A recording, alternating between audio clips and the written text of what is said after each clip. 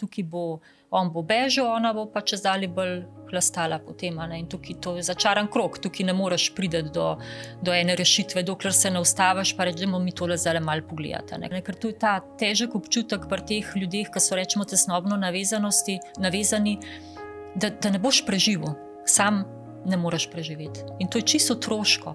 Otrok ne more preživeti sam. Ti kot odrasel pa lahko preživiš sam, Kako boš ti lahko, tako malo karikiram, to, kar si sam, lahko pač, mogoče bo kakšen rekel, itak sem lahko to, kar sem sama. Ampak kdo ti bo dal ogledala? Kdo ti bo rekel, evo, zdaj pa situacija, kjer se je mogoče malo napetosti, malo trenja, zdaj pa bo to, kar si. Zdaj povej, zdaj bo trnljiv. V odnosu je to dejansko težje, ampak to bolj dragoceno,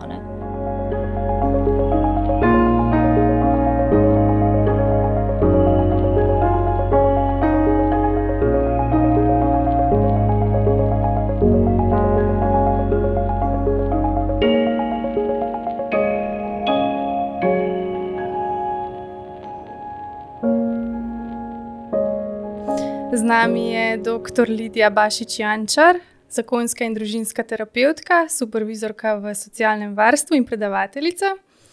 Pozdravljena. Lepo pozdravljeni, hvala za povabilo. Ti nam boš danes malo pomagala razumeti, kaj dela partnerski odnos močen, zakaj se partnerja med sabo pogosto ne slišita, kaj je zdravilo za distanco, občutek distance v partnerskem odnosu in kako zdržati mogoče takrat, ko je res težko. Pa bi se strinjala z mano, da je pač, da imamo vsi težave v partnerskih odnosih in da mogoče tisti ljudje, ki pravijo, da jih nimajo, so mogoče zgolj v takem zanikanju. Ja, zagotovo. Mogoče ne bi rekla težave, so izzivi oziroma je rast v odnosu, Takrat, ko se pojavi neka točka ali pa nek klopčič ali pa nek oreh, jaz pravim, ki ga je treba streti, to pomeni, da dva različna človeka prideta s svojimi, seveda že izoblikovanimi osebnostmi in zagotovo, da se pojavljajo potem nesoglasja, različni pogledi, različne ideje in to samo pomeni, da se morava slišati, dogovarjati, pogovarjati, zelo veliko pogovarjati, imeti komunikacijo, potem pa še ena stvar je, ki je mogoče še nad tem, ali pa rečemo pod tem, je pa globina, pa povezanost, to je pa tisto, kar v resnici iščemo. In če pa hočemo doseči to globino ali pa povezanost, pa seveda pride do kakšnih mogoče, rekla temu, ali nesoglasij, ali drugačnih pogledov, ali drugačnih vzorcev v resnici. Zdaj, ti se s to temo že kar nekaj časa ukvarjaš, Napisala si tudi knjigo Ali ljubezen, ali popolna ljubezen obstaja. Tako, tudi doktorat si delala na temo vztrajanja v partnerskem odnosu. Tako, ja. Zdaj, glede na tvoje izkušnje in znanje, me zanima, kaj te mogoče navdušuje v tem sodobnem času. A smo kaj napredovali v partnerskih odnosih ali mogoče nazadovali, kako gledaš? V resnici me najbolj navdihuje to, da nam je danes tako res mar za odnose, Da nam je pomemben, kako se počutimo, da smo zadovoljni v odnosih, da smo srečni na nek način. To pa je neka razlika od prejšnjih generacij, tako bom zdaj mogoče malo generalizirala, ampak vseeno, da so bolj nekako samo bili v odnosih, da so pač bili zelo storilnostno naravnani, da je bilo že tako zelo veliko je bilo, če ni bilo veliko konfliktov, če recimo moški ni bil nasilen pa ni pil, je bilo že ogromno, da je ženska imela kontrolo nad domom pa nad otroki, to je bilo že tisto kar veliko, Danes pa hočemo malo preseči to storilnost pa pravila in želimo se povezati, želimo imeti globino, želimo imeti stik, nekaj več želimo, tako kot tudi pari pridejo na terapijo pa reče, saj ni nič dejansko tako narobe, nimava ne vem kakšnih konfliktov, poskrbiva, dobro funkcionalna sva, ampak nekaj pogrešava, midva hočeva nekaj več, In to je danes to, kar zares tako res želimo, nekaj več od odnosov, dejansko nekaj več od starševstva dejansko tudi in tudi od partnerskega odnosa. In sem mnenja, da si to tudi zaslužimo. Da je prišel čas za te stvari. Ja. Kaj pa je mogoče znak da sta dva v dovolj dobrem partnerskem odnosu, ki bo zdržal na dolgi rok.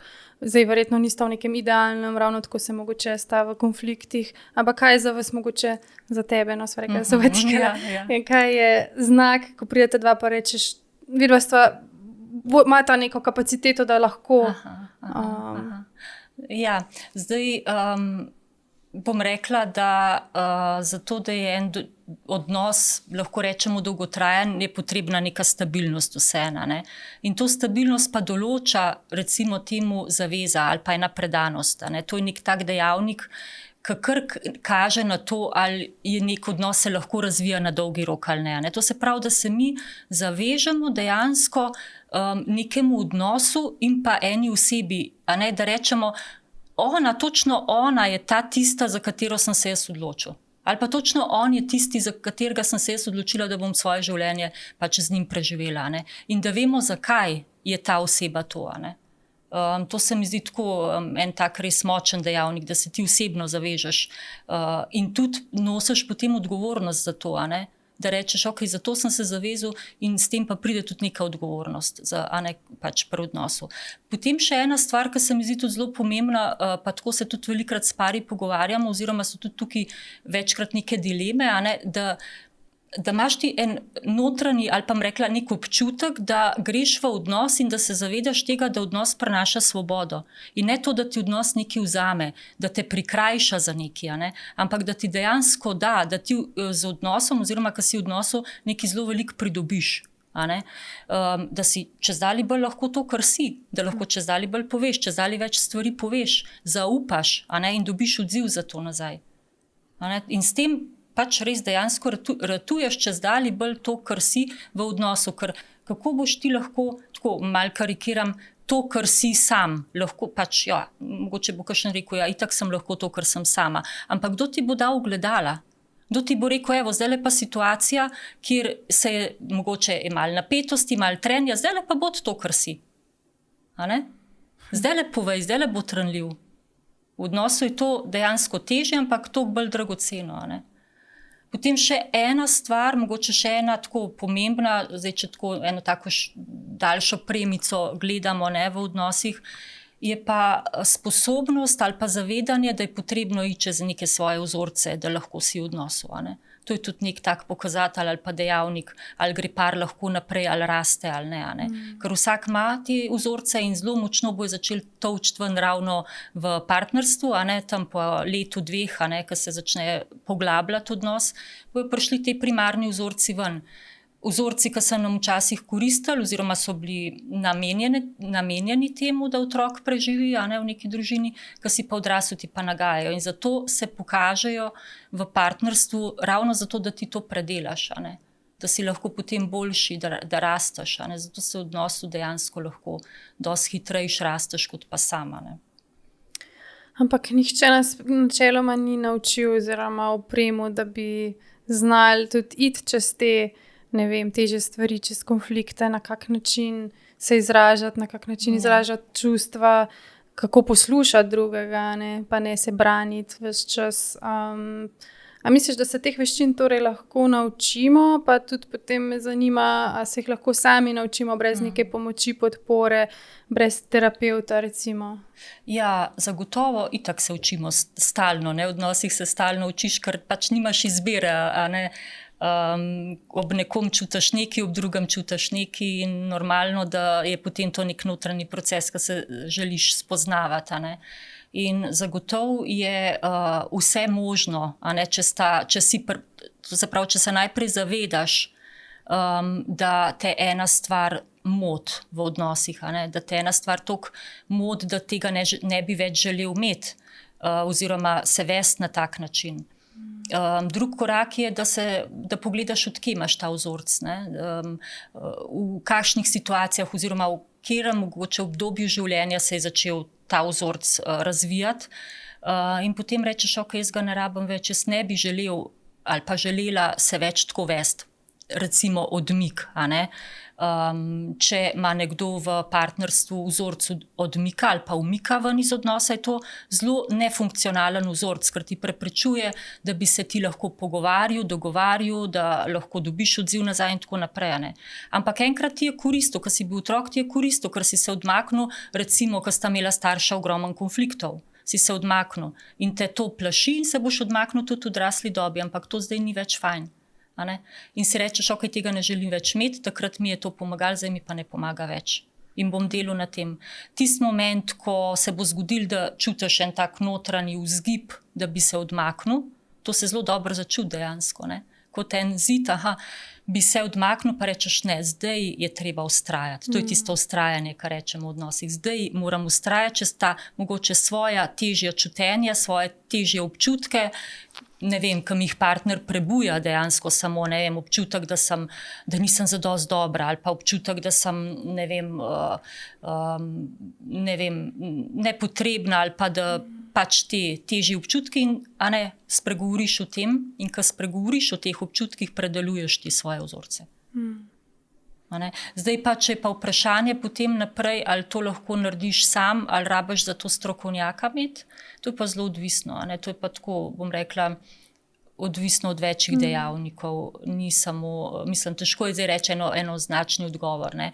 Če je kakšna bolj kompleksna stvar, ki je mogoče več stvari noter, kot naprimer afera, če dam zdaj primer, kjer je recimo prizadetost posameznika lahko zelo na visoki ravni in je potreben tak proces, da se mora drugi kaj prizadeti, odločiti oziroma prečutiti, ali bo to sploh lahko odpustil ali ne.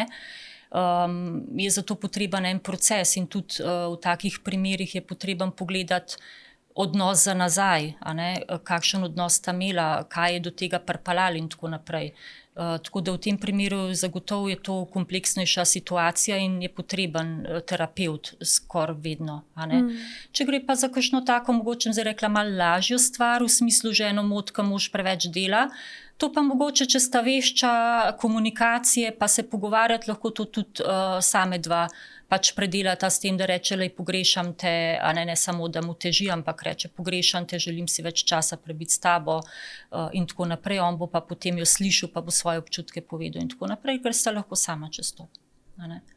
Ja, mogoče se mi zdi, da če se že več let recimo vrtiš okrog istih problemov, konstantno, da imaš iste konflikte, potem verjetno, če bi zmogel sam, bi že v tem času, bi potem mogoče znak, da je čas za pomoč. Če se vrtiš okrog enih in istih stvari, čisto zagotovo, da je zelo fajn, če poiščeš pomoč, pa da mogoče nekdo, ki ni vpleten, čustveno pogleda, kaj se zares dogaja. Ja. Se pravi, kakor si zdaj rekla, v bistvu nekako ranljivost tista, ki lahko pozdravi nekako ta občutek osamljenosti, ne? Ampak kako izgleda, kaj sploh pomeni biti ranljiv, ne? Sploh, če recimo tega nikoli nisi smel, če nimaš te izkušnje, ne? Težko je tudi dajati nekaj, kar nisi recimo nikoli prejel. Ja, ranljivost je en tak termin, ki se zelo pogosto uporablja, v resnici pa včasih kar ne vemo, kaj točno to je, ne? Dejansko pomeni, da govoriš o svojih, rekla, občutljivih ali pa takih šibkih točkah, no, o svojih, rekla, tistih delih sebe, ki so ti boleči, recimo v nekem sramu, ki se pojavi, ali pa o teh občutkih, ki so težki, v smislu se počutim, da nisem dosti sposobna ali pa da nisem zadosti dobra ali pa da karkoli dam od sebe, imam občutek, da ne pripadam, da nisem zadosti sprejeta ali pa ljubljena dejansko. To so taki težji občutki. In ko to nekomu poveš, poveš pa ne kar vsakmu, poveš tistmu, v katerem se počutiš varno. To je poseben človek, ki mu lahko zaupaš ene stvari, ali je to prijatelj, ali je to partner, zdaj kdorkoli. Ampak ranljiv si takrat, ko to lahko zaupaš, pa poveš, pa govoriš o tem. Je pa res, da ranljivost vedno zahteva tudi nek odziv za nazaj, nek odziv nazaj. In to je to, kar rečemo dvosmerni proces, oziroma vzajemni proces. Ti poveš nekaj v sebi in rabiš odziv nazaj, zato ker potem se boš pa počutil slišanega. Je pa tako, seveda, tako kot si rekla, tega nas ni noben tako učil, ne, da bi rekel, no, zdaj se pa mi učimo, kaj je to ranljivost, ali pa, zdaj pa, to je zdaj tako zelo tako čudno bilo slišati, ampak ranljivosti se dejansko bi naučili s tem, ko bi lahko kot otroci bili slišani v vseh svojih občutkih, pa seveda dostikrat nismo. Zato je pa težko se odpreti recimo nekomu, kar tvegaš, ali bo drug to razumel, ali te bo sprejel v tem, ali imaš rajš masko gor, pa kažeš tisto, kar misliš, da je bolj všečno drugemu, ali pa bolj, da bo bolj sprejeto. Ja, ali pa recimo, da narediš ta korak, da si ranljiv, pa poveš, pa dobiš pa recimo jezo nazaj. Ja. Se ravno to sem hotela reči, da v bistvu je, da tudi ta drugi, ki sliši to, ni rečeno, da je naučena, pa da zna se odzvati na to in lahko tudi on ne bo znal, pa bo tiho, pa ne bo vedel, kaj reči. In boš imel ti občutek, da je to kar neki. Da je to bilo kar nekaj brez veze. In potem je spet na te, pa lahko rečeš, veš, to, kar sem ti zaupala, je od mene zahteval kar en tak, bom rekla, kar mal napora, oziroma kar mal sem se mogla odločiti, da ti to povem, pa se zdaj ful čudem počutim, ker nisi nič rekel na to nazaj. In zdaj spet odvisno, lahko bo on pa rekel, a veš, sploh nisem vedel, kaj ne rečem, ker sem se ful bal, da ti bom nekaj butazga rekel, pa da bom te še bolj prizadel. To bi bilo že super, ker potem lahko to je globina. To je stik pa globina. Ker lahko pa potem bo še enkrat zmrznil, pa tudi ne bo. In tukaj se pol začne nek klopčič lahko.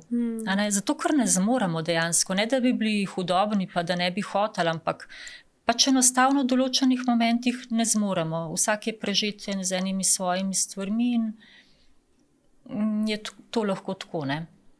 Je pol mogoče ključno vprašanje v odnosu, a lahko ti zaupam, da boš tam, ko bo težko, ko bom jaz v stiski, a boš še vedno tam. Je to verjetno to, kaj je znak, da je potem odnos neko varno zavetje. To je zelo tak en lep termin, se mi zdi, ki se uporablja v temu rekla teoriji navezanosti. Varno izhodišče, varno zatočišče, ta secure base. Sprva se je to uporabljalo, ko so pač raziskovali odnose starševske med otrokom pa med mamo. Tam, ko je recimo v obdobju 2,5 nekje, ali pa 1,5 že, že 1,5 pa naprej, starosti otroka, ko se zadosti varno počuti, da lahko gre od mame stran, pa raziskuje okolico, oziroma pač okolje okrog sebe. Če je zadosti varen, bo otrok raziskoval. Potem, ko se poteši tisti radovednosti, spet pride nazaj v povezanost. To se pravi, spet poišče mamo nazaj, pa spet začne raziskovati, pa spet nazaj. To se pravi, išče to svojo avtonomijo, pa povezanost. In to delamo tudi, to je neka potreba, ki jo imamo potem celo življenje, potem pravzaprav hrepenimo. Tudi v odrasli dobi, potem, če se zdaj navežem na partnerski odnos je secure base, to se pravi varno izhodišče, varno zatočišče. Če je varno. To se pravi, ti si znotraj odnosa povezan, po drugi strani pa avtonomen in seveda si kreativen in se razvijaš tudi na vseh drugih področjih, ampak tukaj je pa izhodišče. In je to ključno vprašanje, boš tam, ko te bom rabila, a me boš videl, ko te bom potrebovala, a mi boš dal odziv takrat, ko te bom ful rabila, a me boš videl, slišal. In kaj pa, če partner pobegne, takrat, ko drugem postane težko? Težko je, to se zelo velikokrat dejansko tudi dogaja, zato ker imamo tako zelo različne občutke in notranjosti in rečemo psihične strukture svoje lastne prežete z vsemi možnimi stvarmi.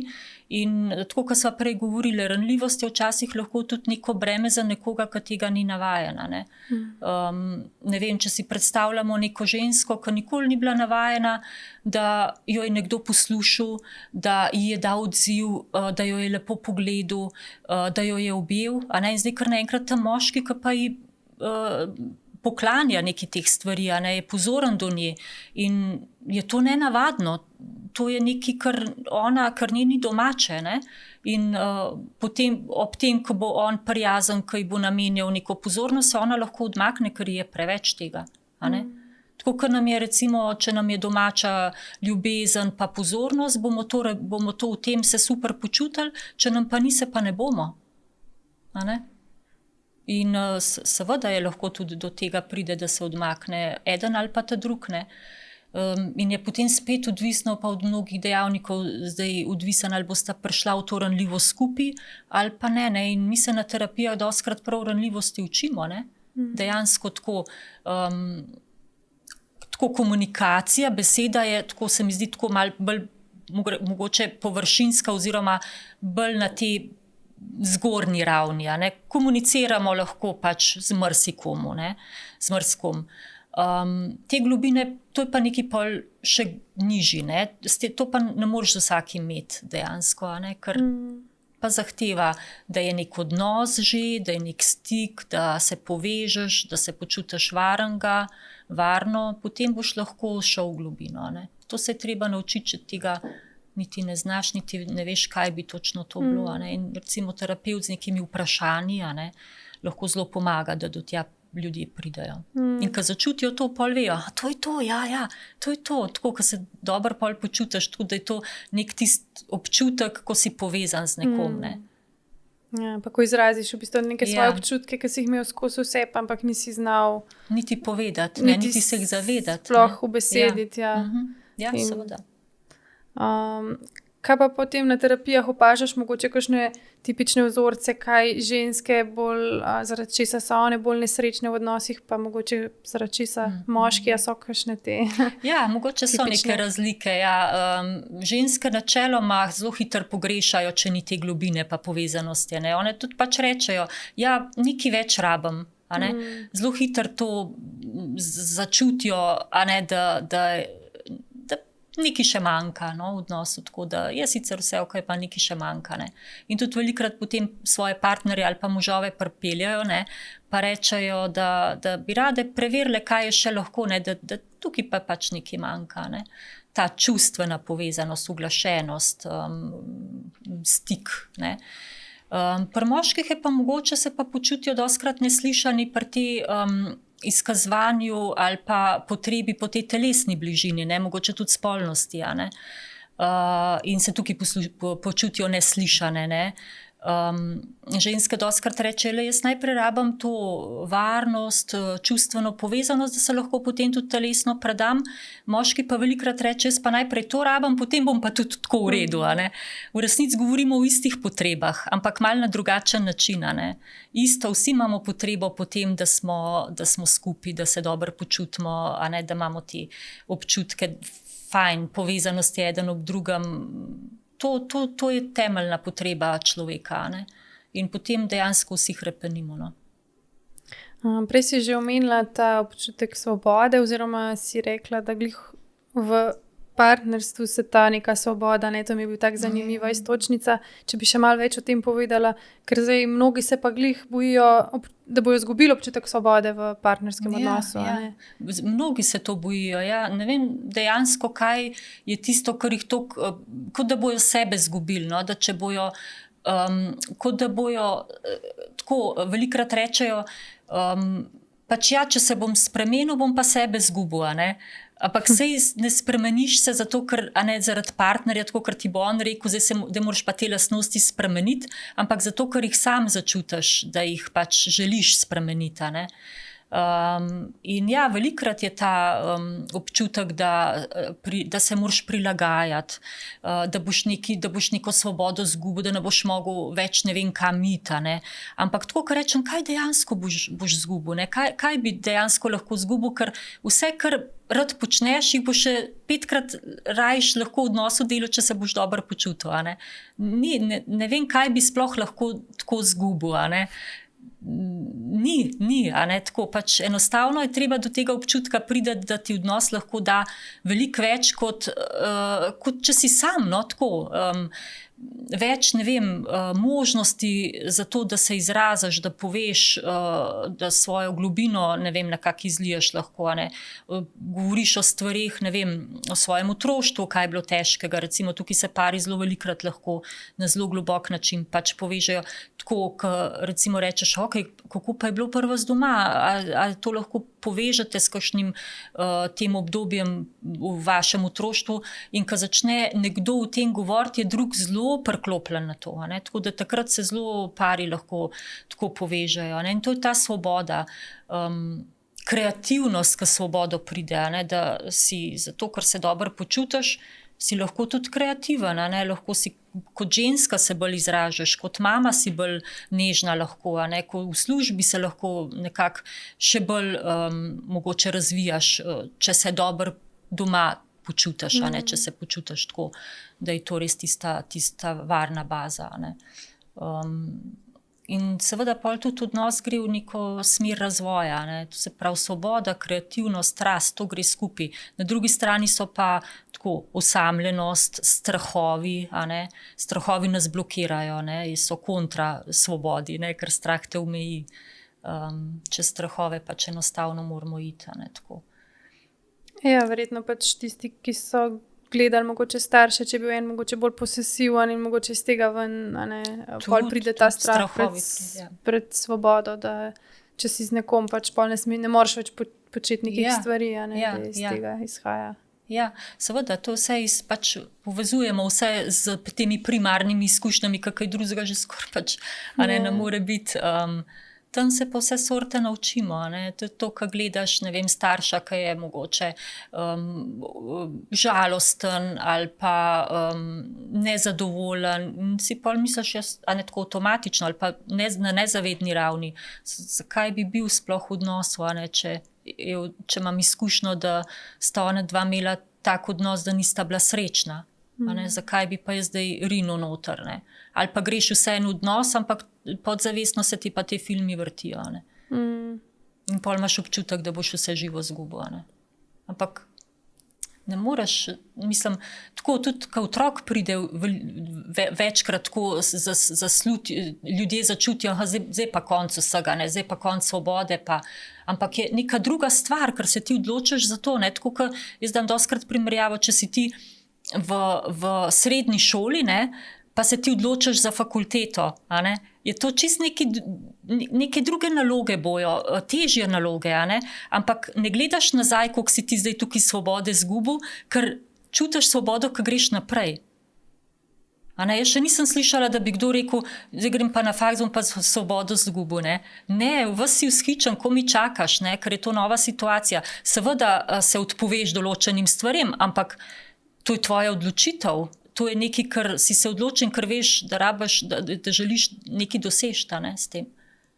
In tukaj je isto, ti greš iz neke samskosti v odnos, ne, in ne moreš to primerjati, ker zdaj greš itak na nekaj čist drugega, ne, in ne boš izgubil svobode. To se ne bat. Sam še lepše lahko. Kaj pa na drugi strani potem pa verjetno strah pred zapuščenostjo.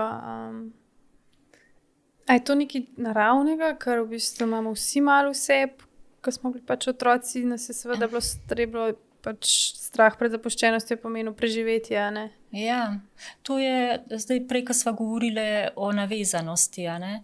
Zdaj, če se recimo mama odziva, če zazna otrokove potrebe, če ve, kaj otrok rapa, ne? Če je vedno tam na razpolago, da ga potolaš, da ne vem, sprva govoriva o teh najbolj enostavnih potrebah v smislu po hrani, po crklanju, spanju in tako naprej, potem pa bolj kompleksne te potrebe po čustveni plati, ne? Če se odziva na te potrebe, bo otrok dobil to sigurnost, to varnost in se bo lahko na tak varen način navezoval ali pa zdrav način navezoval in ta vzorec odnesel tudi potem v odrasle odnose, ne? Zdaj pa, če temu ni tako, ne? Če se mama ne odziva ali če je neka, bom rekla, čustvena ali pa celo fizična zapuščenost, zapuščanje, odhajanje, ne? Bo otrok dobil to izkušnjo občutka zapuščenosti. In to nosiš potem tudi naprej, to je nek vzorec ali pa stil navezanosti, ki mu rečemo, ali tesnobni ali pa izogibajoči stil, ne. Zdaj ta strah pred zapuščenostjo je bolj ta tesnobni stil, ne, ki se bojiš, da te bo nekdo zapustil. Ne. In ta strah je lahko toliko močen, da ker se toliko bojiš, da te bo nekdo zapustil, lahko celo sam zapustiš zaradi tega. Ne. To je tak paradoks, ampak tako dejansko se dogaja, ker manj te boli, če ti zapustiš, kot pa če si zapuščen. Toliko so to močni vzgibi v človeku, ko se recimo začne nek odnos, pa čutiš, da je v bistvu ti dragocen, pa lepo, ampak ne, če me on zapusti, nam preživel. Bom rajši jaz ta korak naredil. Ne?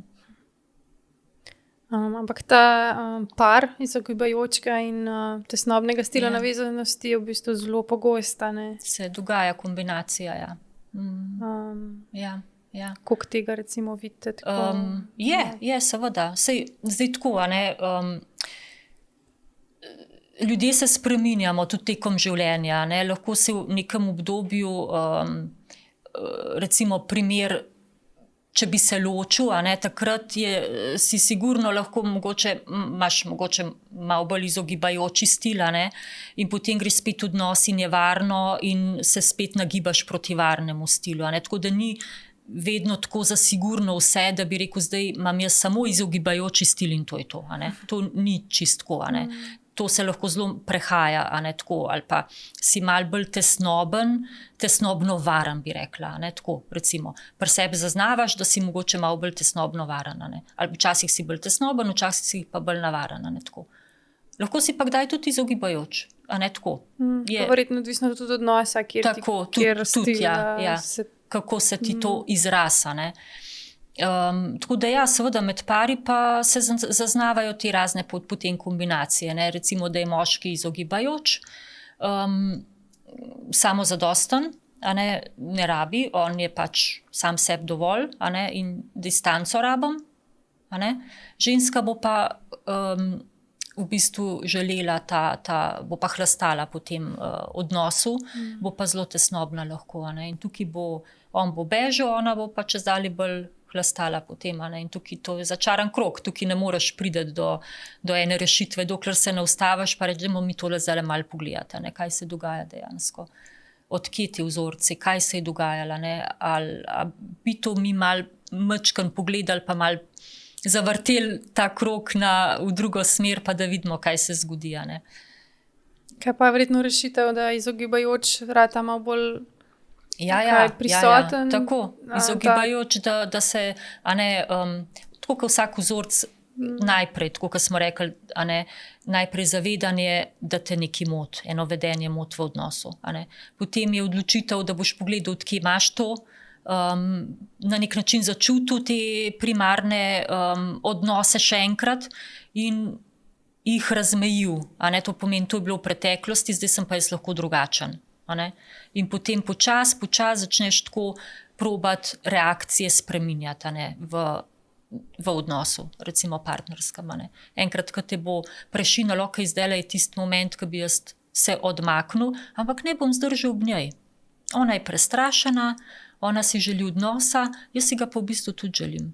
Pa bom samo ustal, pa bom samo povedal, kako mi je. Mogoče samo to, da mi je težko.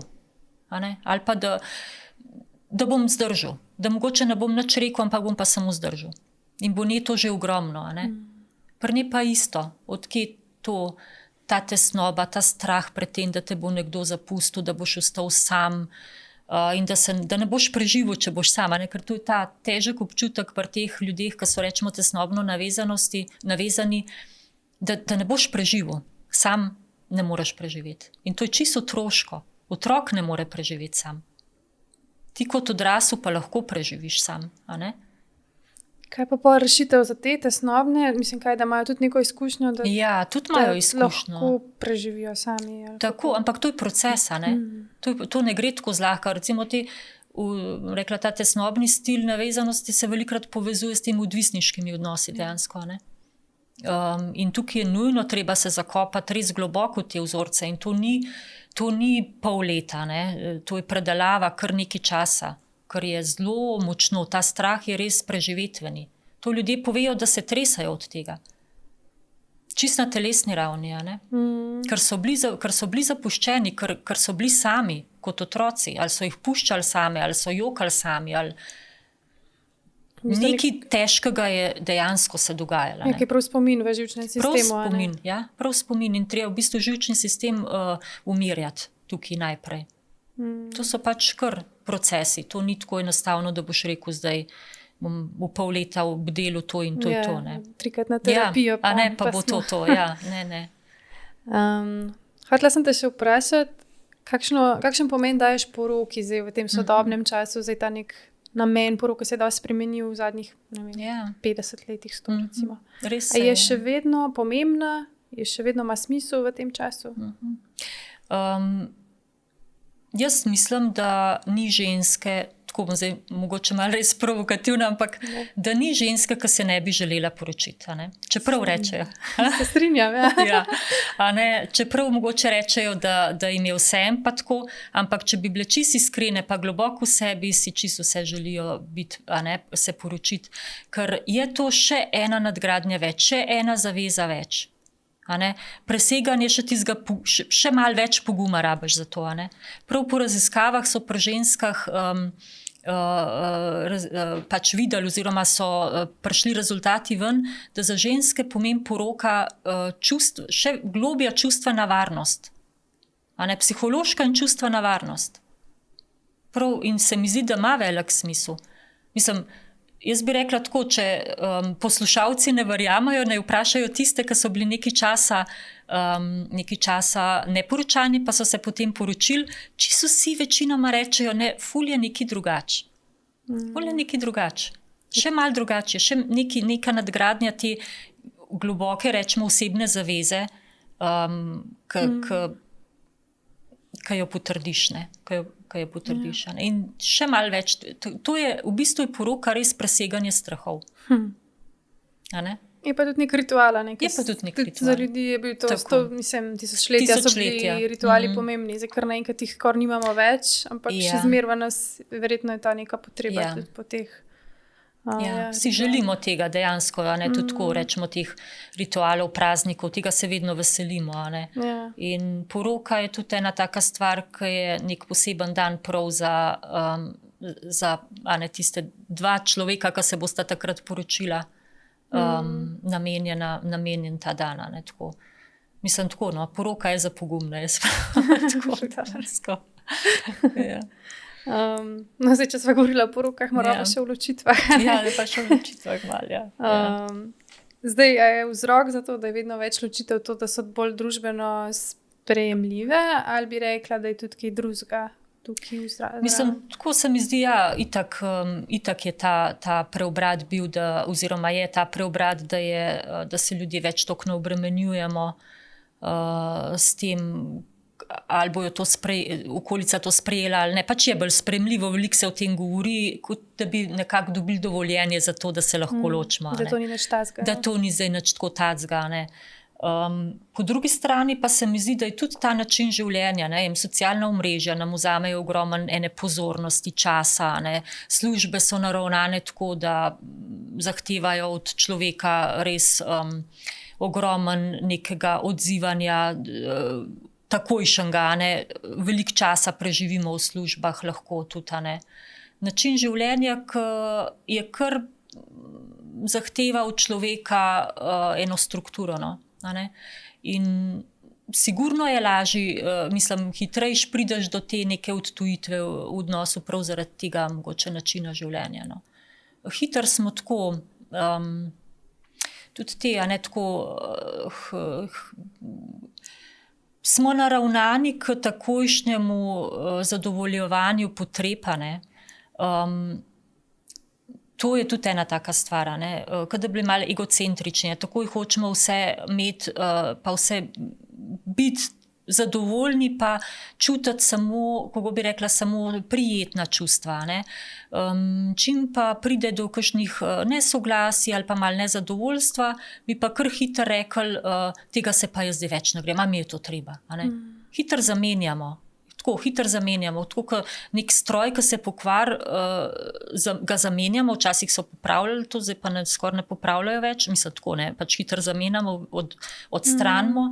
Tudi pri odnosih je malo zapaziti to, da enostavno hitro zamenjamo ali pa hitro rečemo, odrežemo. a ne, pač ne bom se s tem ukvarjal. Ne. Lažje je, da greš, kot pa da se ukvarjaš s tem, pa pogledaš, kaj dejansko se dogaja. Ne. Ker se ločiš, to ni zdaj, a ne, vprašanje je zakaj, a ne, mislim, od katerega dela odnosa se ločuješ, od katerega dela sebe se ločuješ, zakaj, a ne, da ti to pri sebi veš, od česa se ločuješ dejansko.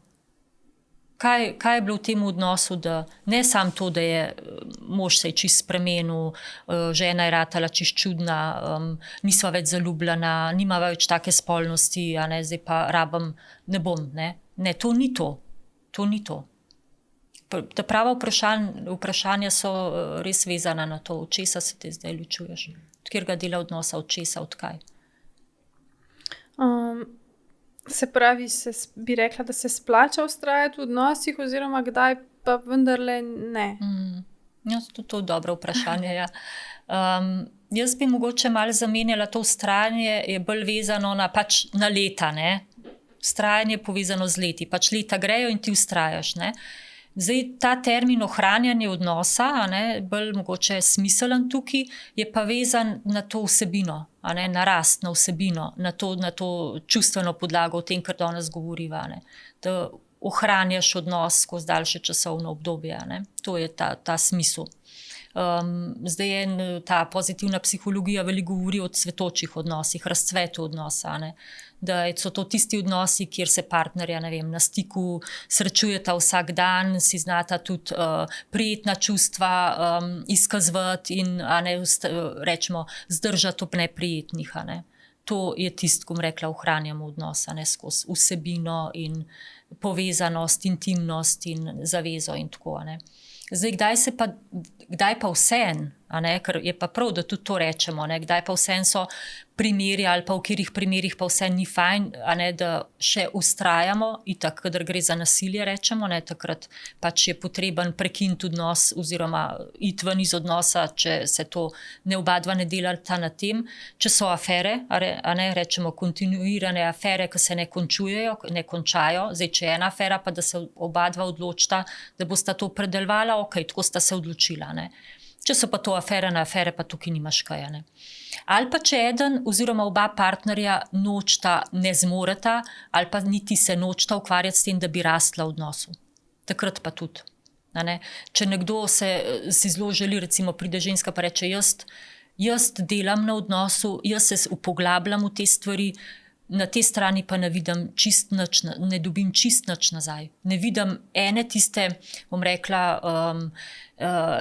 pozitivnega feedbacka, da bi na drugi strani tudi bilo malo tega, ne. Jaz ne morem to več. In je čist prav. Zakaj? A ne, bi pa leta in leta bil pa vztrajal v nekem, kar nima smisla, nima enega vzgiba za naprej, no. Ja, saj pravijo, ne, da po drugi strani boljš biti sam, kot pa v nesrečnem oziroma nekem res slabem odnosu. V slabem odnosu ti ni treba biti. To je res, ja. Kaj bi pa pol sporočila tistim, ki pa nekako verjamejo, da pač jim je boljš, da so sami, a ne? Mogoče bi pa tako bolj tukaj rekla to, da kaj pa, če so izgubili upanje, da sploh obstaja tak človek, ki jim lahko vzbudi te občutke, ali pa ob katerem bi bilo lahko varno. Kaj pa, če so izgubili upanje, da tak človek ali pa tak odnos obstaja, a ne? Mogoče tudi, a ne, vsak si zasluži imeti odnos, a ne, pa tudi jaz mislim, da vsakega čaka nekje nek odnos. Samo so mogoče strahovi ali pa ti vzorci premočni, da se upaš tvegati pa reči, ne, meni en odnos sigurno pripada. Jaz ga bom poiskal, ta odnos. Bi rekla tako, no, da pač to hrepenenje po odnosih nam je vrojeno. To je neka temeljna, globoka potreba, ki jo vsi imamo. In če so slabe izkušnje, verjamem, da res nekaj tega se izgubi, ampak dajmo verjeti v to, da vsakemu človeku pripada odnos, no. Tako bi rekla, no. Hkrati pa poznamo tudi ljudi, ki so, ne vem, celo življenje nesrečni v odnosu, ampak ne grejo narazen. Kaj pa njih drži skupaj? Zdaj zanimiv je to, no, zanimivi so mi tudi moji izsledki z doktorata, ker sem prav to delala. Kar se je izkazalo, da je ena taka močna vez, ki zaveže tudi ljudi, da kar vztrajajo, je zaveza, a ne? Ampak pri zavezi imaš tudi, a ne, tako bom rekla, ta osebna predanost, ki je od znotri, a ne, osebna predanost, to je tisto, kar prinaša neko vsebino, a ne, da si ti v odnosu zato, ker vidiš odnos v prihodnosti, ker čutiš, da sta s partnerjem neka skupnost, a ne, ker tudi če žrtvuješ nekaj za odnos, čutiš, da si s tem pač, da ti je to v zadovoljstvo, a ne, tako. Potem imamo pa še te neke omejitvena zaveza, govorimo. To so pa tudi neki vzgibi, kot naprimer moralnost ločitve. A ne? To je občutek, ali pa pri moških se je to izkazalo, da je zelo močan dejavnik bil. A ne? Ločitev je zame moralno nesprejemljiva. Ne? To je en tak dejavnik bil pri moških, ki se je izkazal, da jih drži skupaj v leta in leta, ampak so nezadovoljni. To se pravi, oni bi se ločili, ampak se ne bojo zato, ker ne bojo se z ločitvijo. Ali pa en dejavnik je bil tudi to, da ko so pomislili na to, da bi se mogli ločiti, so jih preplavili taki občutki težki, da so bili prepričani, da se s temi občutki ne bojo mogli soočiti. To je tudi ta, bom rekla, neka sicer je zaveza, ker se ti vsem to odločiš, ampak je taka, rečemo, omejitvena zaveza. Je tako, to niti je ta osebna predanost, ki pride od tako, da se ti odločiš za tega partnerja, ampak te nekaj, ki te omejuje. Tako da zaveza je tudi iz dveh delov, lahko. Ti se zavežeš, ampak zavežeš se, ampak iz vidika, ali zato, ker so drugi rekli, se ne boš ločil, ali zato, ker okolica ne sprejema, se ne boš ločil, zato, ker je to moralno nesporno, se ne boš. In te to drži noter. Je isto zaveza, ampak je drugačna. Te omejuje. Tako da to je bil en tak močen dejavnik, no? Ki je pare vse skozi leta držal skupaj in zaradi tega niso mogli iti narazen, čeprav so bili nezadovoljni. Rečejo seveda tudi, da so otroci tudi ta dejavnik, ali pa da je premoženje ta dejavnik. Čeprav jaz, ko sem potem raziskala, je bilo tako, pari so bili skupaj tudi dolga leta potem, ko so otroci že šli v doma, pa so bili še vedno skupaj, pa so bili še vedno nezadovoljni. Ločitve po 50. letu ali pa rečemo v tem starejšem obdobju po raziskavah so redke. Se ne ločujejo toliko več. To pomeni, da verjetno niso otroci ta dejavnik, pa premoženje verjetno tudi ne. Tako, no, kakorkoli. To se pravi nekaj še globjega. A imajo otroci ločenih staršev večjo verjetnost, da se bojo tudi sami ločili v odrasli dobi? Po raziskavah, ja. Po raziskavah imajo otroci, ki imajo izkušnje staršev, da so ločeni, 50% večjo verjetnost, da se tudi sami ločijo od posameznikov, ki te izkušnje nimajo. Ampak to zdaj ne pomeni a priori, da to tako bo. To je zelo pomemben, da te, rečemo, vzorce mi lahko vedno spreminjamo. Če se tega zavedaš, boš rekel, jaz pa pač tako ne bom. Jaz se pa ne bom.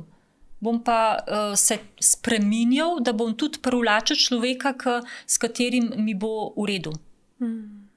Vzorci se dajo in tudi te stili navezanosti in vse v varnem odnosu, jih ti lahko spreminjaš.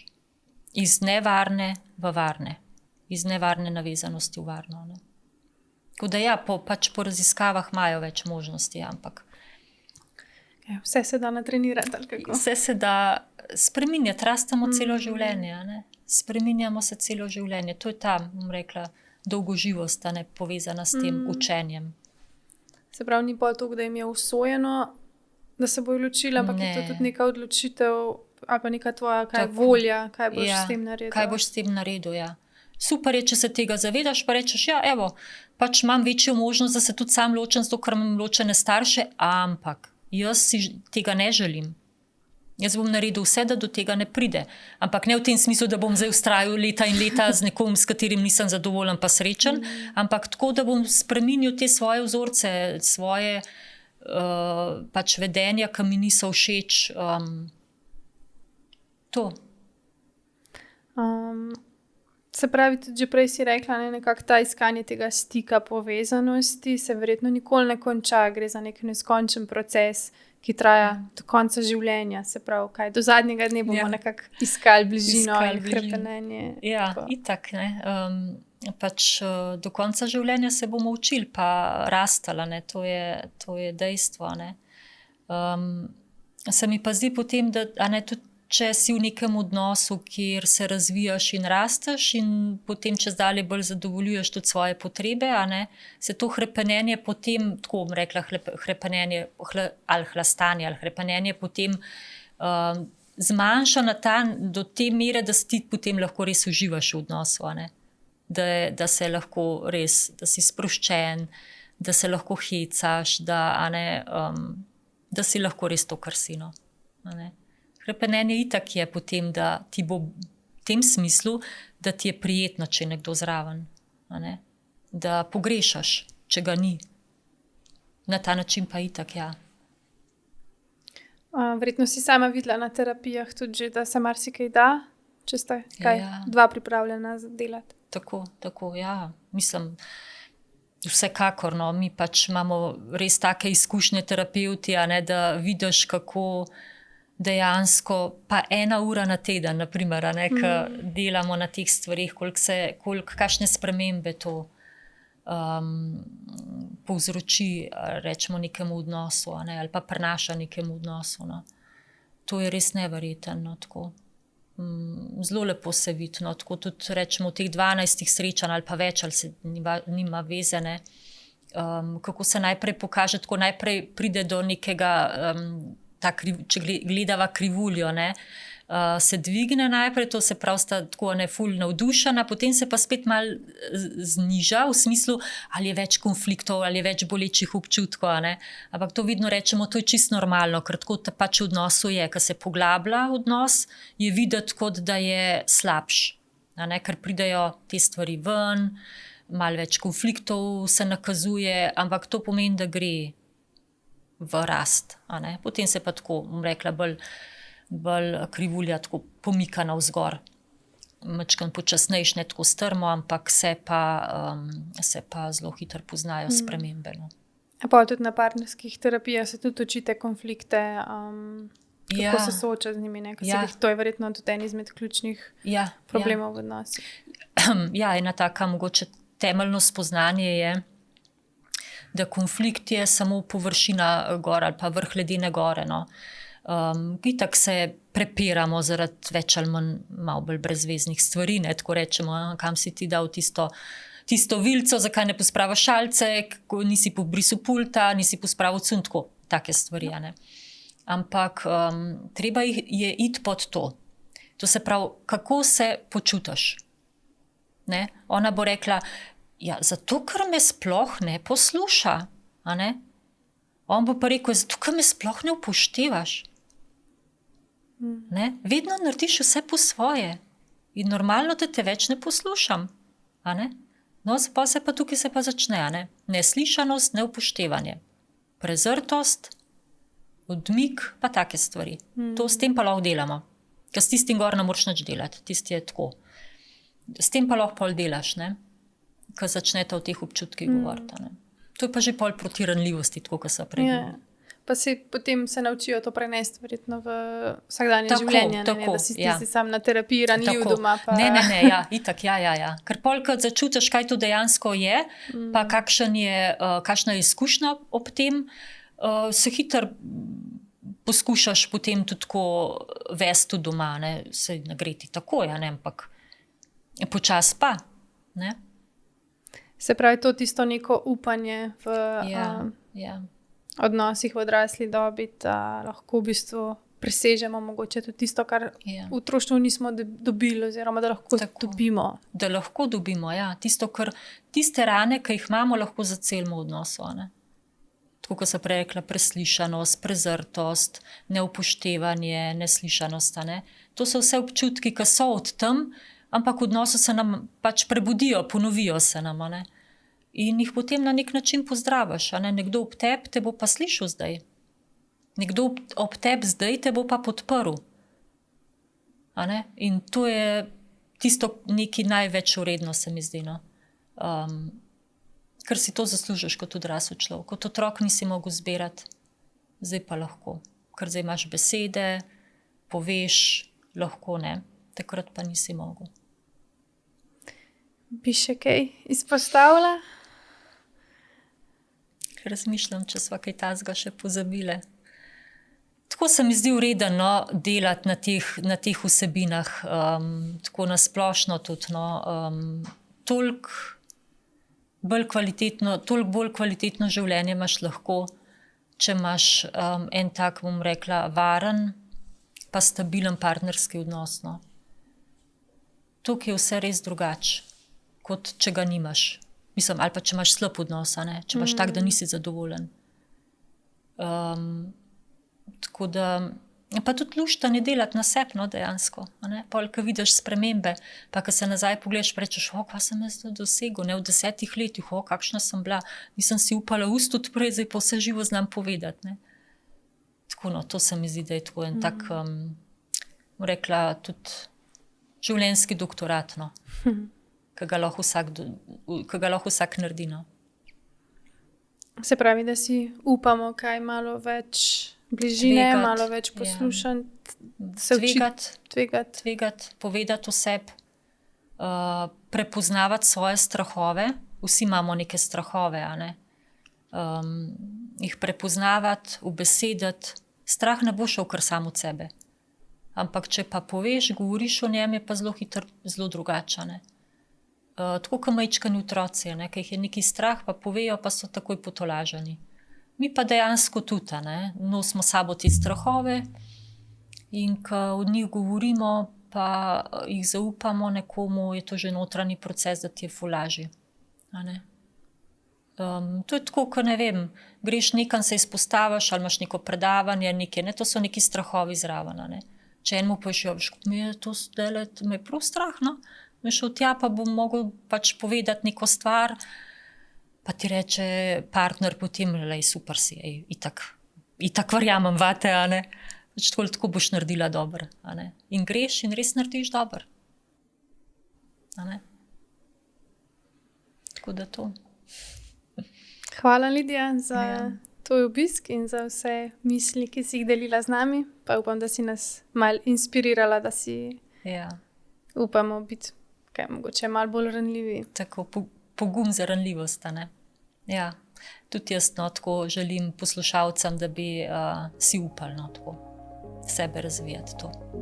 Tako da hvala. Hvala tebi.